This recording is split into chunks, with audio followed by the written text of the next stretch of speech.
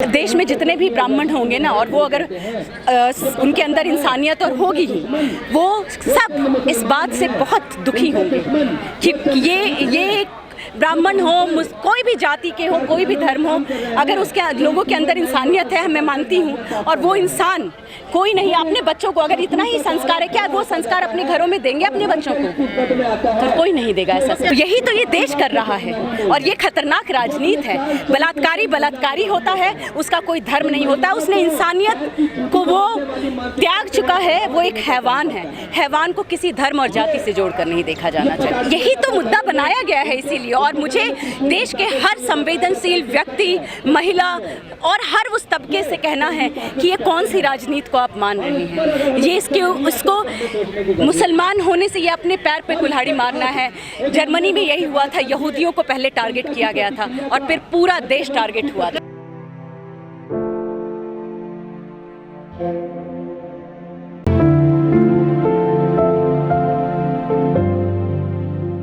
अभी हमारा देश सबसे ज़्यादा जो अनएम्प्लॉयड का रेट है, अनएम्प्लॉयमेंट का 56 ईयर्स में सबसे ज़्यादा है। तो ये बता रहा है कि पूरा देश एक बहुत ही खतरनाक दौर से गुजर रहा है। नौजवानों के बीच इतना ज़्यादा असंतोष है, वो कहाँ जाएगा? वो उतरेगा सड़कों पे, तो उसको बताया जाएगा कि जो 2 करोड़ मुसलमान है वही उनका नौकरी ले जा रहे हैं। तो उनको ये नहीं दिखेगा कि ये तो इनकी सत्ता है, ये हमें नौकरी देने के लिए तो सिर्फ 2 करोड़ में तो सबको नौकरी मिलेगी भी नहीं। तो ये समझने की वजह उनका खुद का गुस्सा होता है और वो फूट पड़ता है। तो वही तो उन्हीं के गुजरात में दोपहर में 11 कन्विक्टों को रिहा किया गया है। उनसे पूछा जाना चाहिए कौन सा सम्मान है औरतों का, कि उनका पैर छूकर वीएचपी और विश्व हिंदू परिषद उन लोगों को स्वागत कर रहे हैं। ये कौन सा सम्मान है? और बिल्कुल गुजरात में चुनाव को देखकर और 2024 के चुनावों को देखकर इनको छोड़ा गया है। ये अभी लंबी इनकी पारी खेल रहे हैं। और सिर्फ उतना ही नहीं, आने वाले हर 10 दिन में या 15 दिन में जब ये नई नौकरियों के पलट रहे हैं, जैसे कि अभी आप लोगों ने देखा कि जिस तरह सेना की भर्ती में जो 4 साल वाला आया अग्निपथ, या उसके पहले जो सेना वो उसके रेलवे वाली भर्ती है, सारा कुछ ये लोग बदल रहे हैं। तो वो बदलते हैं तो लोगों का गुस्सा तो निकलेगा ना। तो वो गुस्सा को किस तरह चैनलाइज करेंगे मुसलमानों की तरफ, दलितों की तरफ? ये रिजर्वेशन में तुम्हारा नौकरी ले जाते हैं। नौकरी ही नहीं है, जब नौकरी ही नहीं है तो कौन ले जाएगा?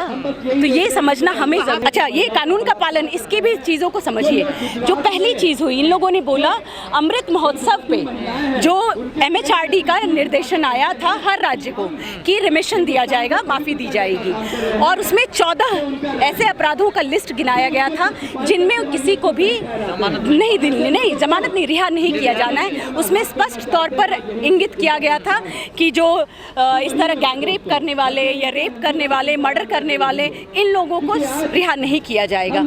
लेकिन वो ये जब इनको रिहा करना था तो ये तो सिर्फ रेपिस्ट नहीं, मर्डरर नहीं, गैंगरेपिस्ट थे। तो उन्होंने, गुजरात सरकार ने बोला कि हमने 1992 का जो उनकी पुरानी रिमिशन की पॉलिसी है जो आउटडेटेड है, उसके बिना पर हमने रिहा किया है। तो आपने 15 अगस्त को क्यों रिहा किया? तो देश में बताने के लिए कि हम लोगों ने अमृत महोत्सव पे रिहा किया, और पॉलिसी 92 की जो कि खत्म हो चुकी है। तो सुप्रीम कोर्ट में जो याचिका दर्ज हुई, उस याचिका में आप देख सकते हैं कि पूरे सत्ता में फांसीवाद किस तरह पोर में समा गया है। सुप्रीम कोर्ट ने एकदम जैसे घर का कोई बदमाश बच्चा होता है तो नहीं बोलते अरे बेटा क्या करते हो, तो उसी तरह एक हल्की सी झिड़की दी गुजरात राज्य को कि आपको देखना चाहिए था, और केंद्र सरकार को बोला कि आपको इसमें देखना, अरे तुम्हें सीधे बोलना चाहिए कि रद्द करो। 11 कन्विक्ट जो कि 3 साल की बच्ची को सिर पटक कर पत्थर पे मार डाला, आप उसको कैसे रिहा कर सकते हैं? देखिए, महिलाओं को कहा जाता था कि न्यायपालिका पर विश्वास करो, आपको न्याय मिलेगा।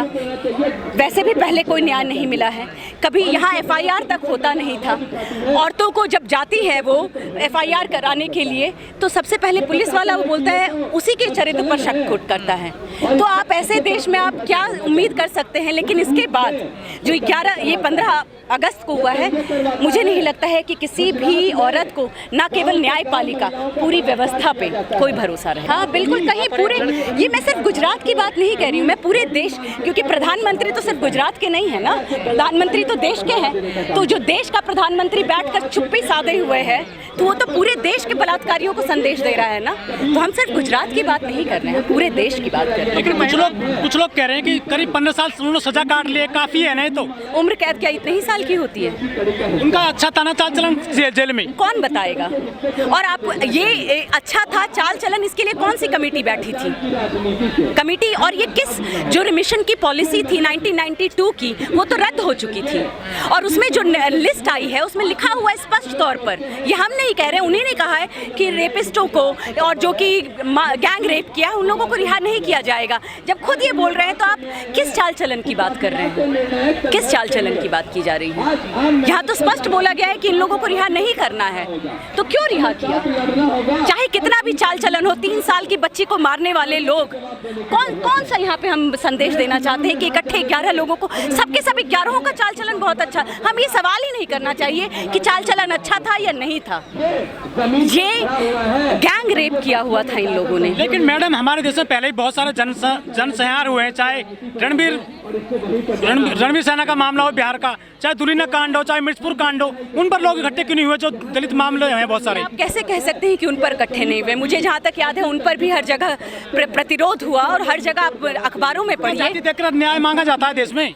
नहीं मांगा जाता। आप जो मांगते हैं उनसे पूछिए, हम नहीं मानते हैं न्याय। सिर्फ अगर एक इंसान के साथ अन्याय होता है तो उसके इंसानी हक, उसके नेचुरल जस्टिस के साथ खड़ा होना चाहिए। वो किस धर्म, जाति, भाषा से होता है वो ना हमारा सवाल होना चाहिए, ना हमें उस बात पे बंटना चाहिए। ये व्यवस्था तो यही चाहती है कि हम इन चीज़ों पर बंट जाएं।